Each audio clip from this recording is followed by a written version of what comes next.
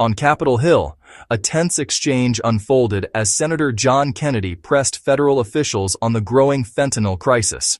Kennedy began by questioning Dr. Farron about Mexico's political leadership, noting that former President Andrés Manuel López Obrador, who served until 2024, was widely associated with the slogan, "Hugs, not bullets." The witness challenged that characterization, but Kennedy insisted the slogan was indeed used. He then turned to Obrador's successor, President Claudia Sheinbaum, briefly stumbling over the pronunciation of her name before thanking the witness for the correction. Kennedy emphasized that he respects the people of Mexico, calling them good friends, but argued that leadership in Mexico bears significant responsibility for the drug crisis.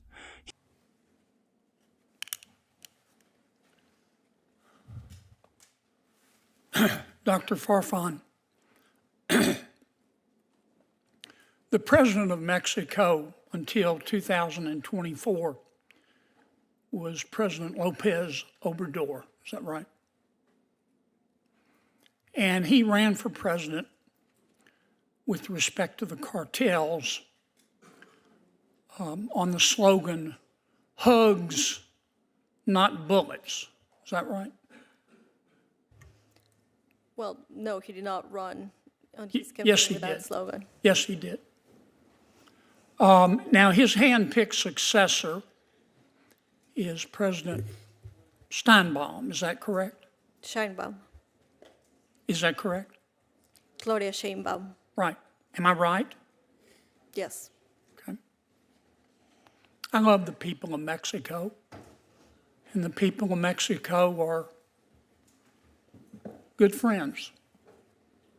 But isn't a big part of the problem that President López Obrador and now President Sheinbaum, thank you for correcting me, by the way, live in the right front pocket of the Mexican drug cartels?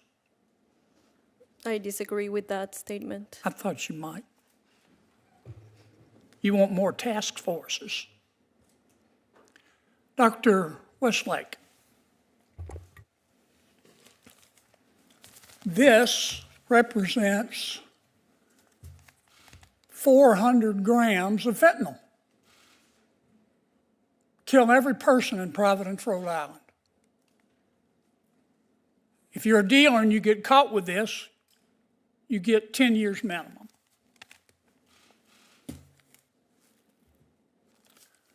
This represents 40 grams of fentanyl. Would kill every single man, woman, and child in Culpeper, Virginia. If you get caught with this amount, as a dealer, you get a 5-year minimum sentence. This is where it gets special. This represents 10 grams of PCP. If you get caught with it, as a dealer, you get 5 years minimum. Is fentanyl more dangerous than PCP? Yeah, absolutely, Senator. The fentanyl is classified, can be classified as a lethal weapon. I did a chart on it. And this is 5 grams of meth. That's what this represents. If you're a dealer and you get caught with it, your minimum sentence is 5 years. Is fentanyl? You get caught with this much fentanyl, 5 years or 10 years. Get caught with this much fentanyl, 5 years. Get caught with this much meth, you can hardly see it, you get 5 years. Does that make any sense to you? No, sir. It's like cell deep stupid, isn't it? You don't need a task force to see the logic of that. I've got a bill, it's called the Fairness in Fentanyl Sentencing, I've reintroduced. This bill will lower the 5-year mandatory minimum for 40 grams of fentanyl to 2 grams of fentanyl. It'll lower the 10-year mandatory minimum from 400 grams of fentanyl to 20 grams of fentanyl. This bill won't punish addicts. It'll help. It's not going to help until President López Obrador and President Sheinbaum get out of the pockets of the drug cartels. But it's a start. This bill will punish dealers. Thank you, Madam Chairman.